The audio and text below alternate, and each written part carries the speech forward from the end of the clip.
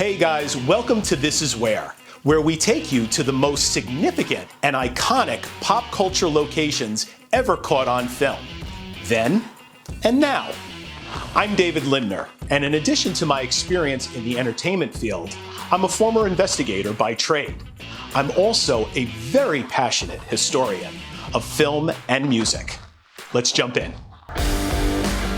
Hey guys, it's Dave, and welcome to another edition of This Is Where, Then and Now. Today, I'm in my hometown of Paramus, New Jersey.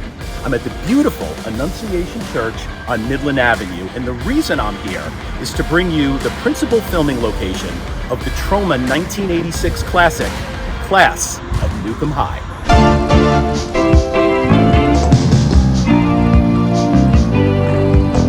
Welcome to Tromaville High, where you'll learn the 3 R's: reading, writing, and radiation. We're the youth of today. The Class of Nuke Em High. Rated R. Class of Nuke Em High is a science fiction horror comedy film which was directed by Richard W. Haynes and Lloyd Kaufman himself. It was released on December 12, 1986 on a budget of just $400,000, which would basically be $1.2 million in today's world. Now, interestingly, it was released just 8 months after The Toxic Avenger, which was released on April 11. So 1986 was quite the year for the Troma Company. Now, as successful as The Toxic Avenger was, for me, Nuke Em High really cemented Troma's blueprint of horrid violence, gratuitous sex and nudity, and of course, 80s dark humor, all mixed together with a really large dose of irony that fans, like me, and the world over, would come to embrace as a guilty pleasure. Before we delve into our locations, let's visit some of the career highlights of the man himself, Lloyd Kaufman. Greetings from Tromaville. I'm Lloyd Kaufman, president of Troma Entertainment and creator of The Toxic Avenger. Lloyd Kaufman is a film director, screenwriter, producer, actor, and the co-founder of Troma Entertainment. He was born December 30th, 1945 in New York City. He graduated from Yale University in 1968, after which he went on to work for Cannon Films, where he met John G. Avildsen, future Academy Award-winning director of Rocky and The Karate Kid. In 1974, Kaufman and his business partner Michael Herz founded Troma Entertainment, producing and distributing their own independent action and comedy films. In all seriousness, what drives us? That's why we get up in the morning. You might say that we are living the ultimate dream. A lot of people say that we're sleepwalking as well. Or the ultimate nightmare.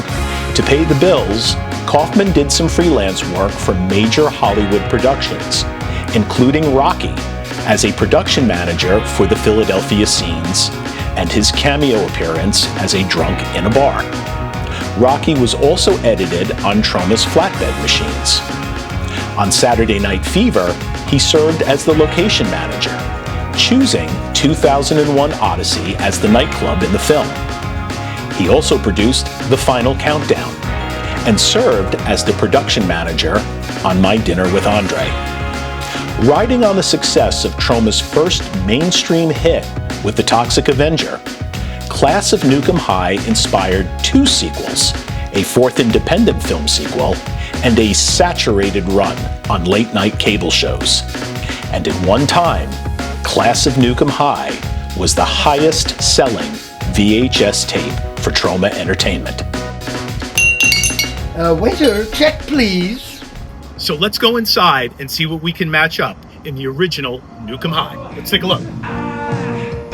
Just really wanna know what's going on. I'm Nuke Em High, what's going on? How do you explain all the weird things going on around here since the plant opened? Remember Mrs. Brooks? Losing all of her hair, breaking out in those scuzzy-looking sores overnight. I Nuke Em High.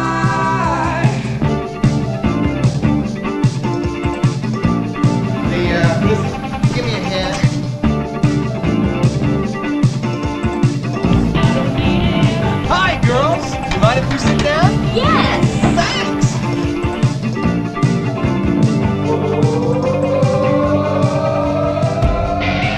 Now, like its predecessor, Nuke Em High shares a similar nuclear theme.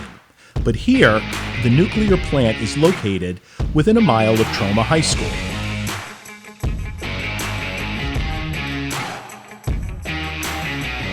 There's a nuclear accident which causes a radioactive leak.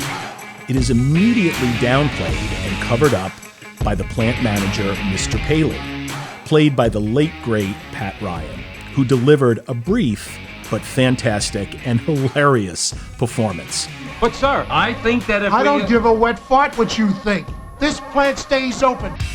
Paley is your textbook 1980s rich fat cat who adamantly refuses to shut down the nuclear facility, even though the leak winds up contaminating the Troma High water system.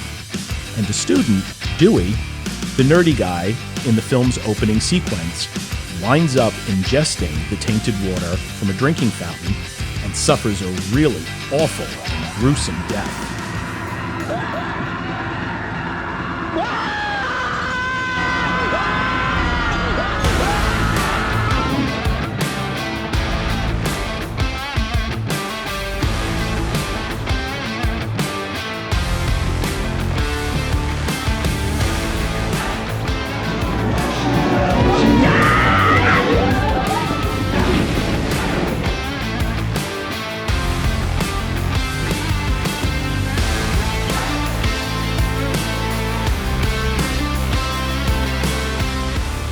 Oh, say, can you see by the dawn's early light?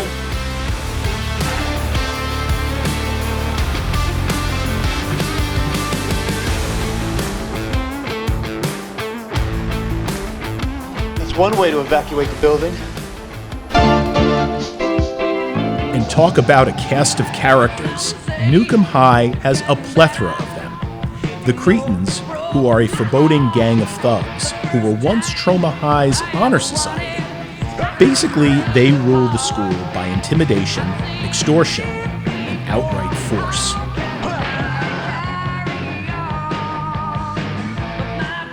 They've become this way from their consumption of marijuana, which they procure from a salty and corrupt nuclear power plant worker who surreptitiously grows the weed on the grounds of the facility. However, unbeknownst to him or the Cretans, the radioactive toxic goo seeps out all over the marijuana plants. Now, the Cretans sell the toxic weed to their classmates at ridiculously high prices with the promise of an atomic high. $10. And we call this weed an atomic high.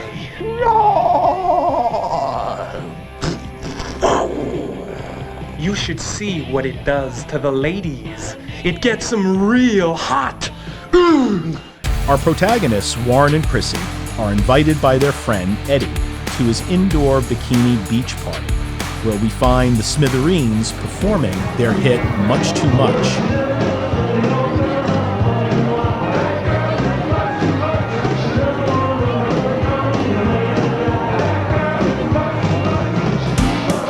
Warren and Chrissy are goaded by all of their friends to smoke the weed Eddie brought from the Cretans.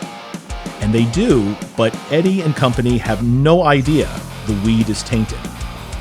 As predicted by Cretin Pete, the atomic high affected both of them, making Chrissy ferociously horny.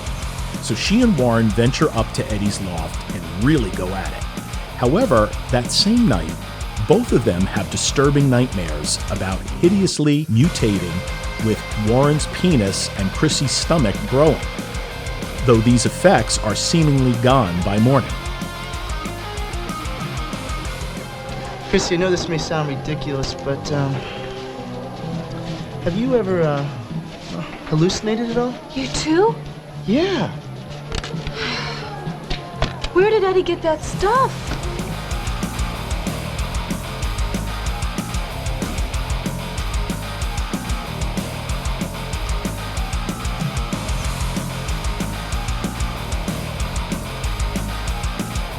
Give me a T! Give me an R! Give me an O!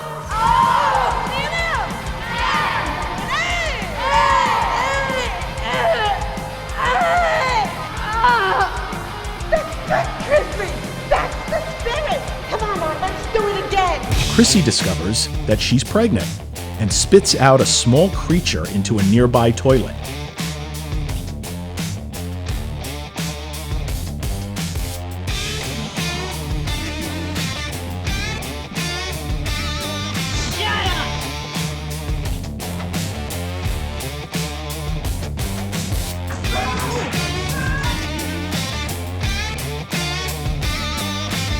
The creature travels through the water pipes and lands in a barrel filled with radioactive waste. The nuclear plant orders a lockdown of the school and begins an investigation into Dewey's death. Did you hear what happened? Yeah, they canceled biology class. Are you serious? Yeah, and they closed the east wing of the school too.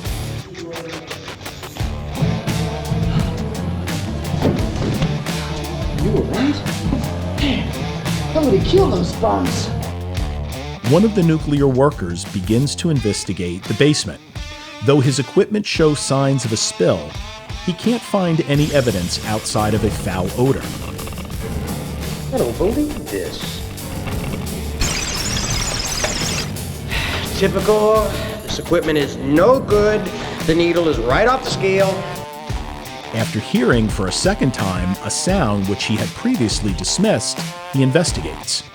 As he's observing a barrel, the monster's arm reaches out and claws his face before killing him.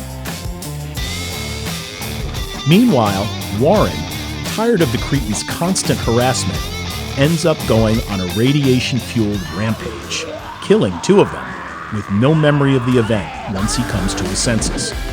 The Cretans, expelled from school and cut off from their customer base, assault the principal and force him to use the school's radiation alarm to cause an evacuation, letting the Cretans bar the building and occupy it. In the process of doing this, the Cretans shoot and kill the principal's secretary, who happened to open the door just as the gang was torturing the principal.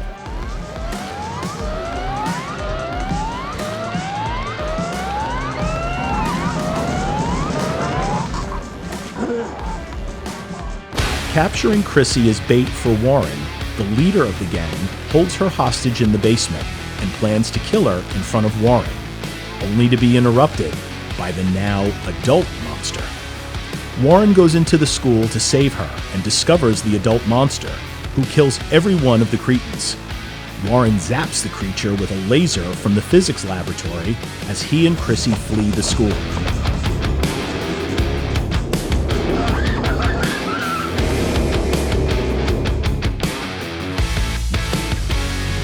Mr. Paley enters the room before the school explodes, killing him and the creature. The students celebrate as the loudspeaker announces that the school will be shut down for remodeling.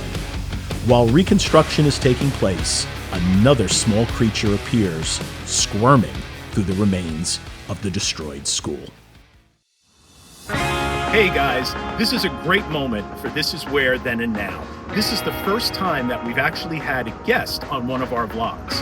The name of the guest is Mark Sacchi. He's a friend of mine for nearly 43 years, and he's the proud owner of a gorgeous 1968 Corvette Stingray that was used in the class of Nuke Em High. So I'm standing here with my old friend Mark Sacchi.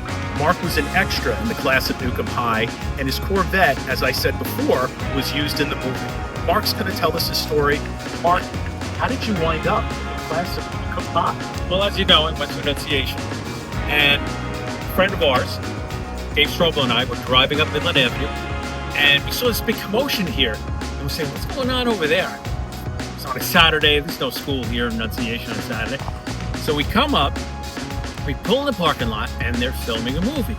At that point, we stop the car, and a gentleman who was working on the movie comes over and says, hey, can we use your car? I says, all right, what are we using it for? He says, well, we're filming a movie, and the guy's going to take a motorcycle, he's going to jump over the car. So, well, listen, we can use the car as long as he's not going to hit the car. So he started laughing, everything was good. So we took the car, positioned it exactly where it is right here. The gentleman said, cut, here we go. So the motorcycle guy comes out, he comes towards the car. Now, obviously, he didn't jump the car. He hit cut, And then the next scene we have is him landing the motorcycle on the other side of the car, doing a fishtail, and basically that was the end of the story. Great. Now, you were standing right over there at one point after he did the stunt. Correct. Okay. So the Cretans are getting ready to cause havoc, and you can visibly see them come screeching into the parking lot right here. And visibly behind them, there's some trees there now, but you can clearly see the 3 balconies still remain in this beautiful old building. Ever since you got kicked out of the honor society, all you do is sit around all day picking your rings and watching MTV. You watch what you say about MTV. Gotta go get some weed from the power plant.